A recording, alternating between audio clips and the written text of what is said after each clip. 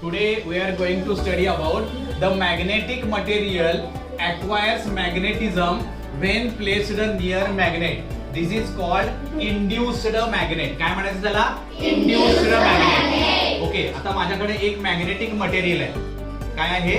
Magnetic material. It is not a magnet. हा, हे magnet नाहीये. हा, पण हे मॅग्नेटला चिटकणारं मटेरियल आहे. बघा आता चिटकलं का आयर्न फिलिंग द्यायला? नीट बघा. चिटकलं का? नाही चिटकलं.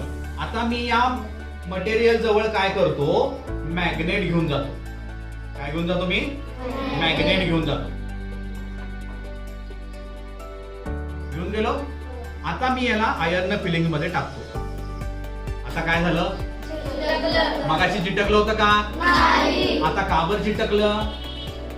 कारण या मॅग्नेटिझम मधलं मॅग्नेटिझम याच्यामध्ये आलं आणि हे आता मॅग्नेट झालं म्हणून याला ते चिटकलं. आता मजा बघा काय होतं. आता हे मॅग्नेट मी काढतो, गेलं. याच्यातलं मॅग्नेटिझम निघून गेलं. आलं लक्षामध्ये? म्हणून आयर्न फिलिंग्स खाली पडल्या. आता परत एकदा आलं मॅग्नेटिझम त्याच्यात. हा, it is a temporary magnetism. तात्पुरतं असतं. एकदा का तो मॅग्नेट त्यातनं निघून गेला की ते निघून जातं. याला म्हणायचं इंड्युस्ड मॅग्नेट. काय म्हणायचं याला? Induced magnet. This is one of the property of magnetism. समजलं?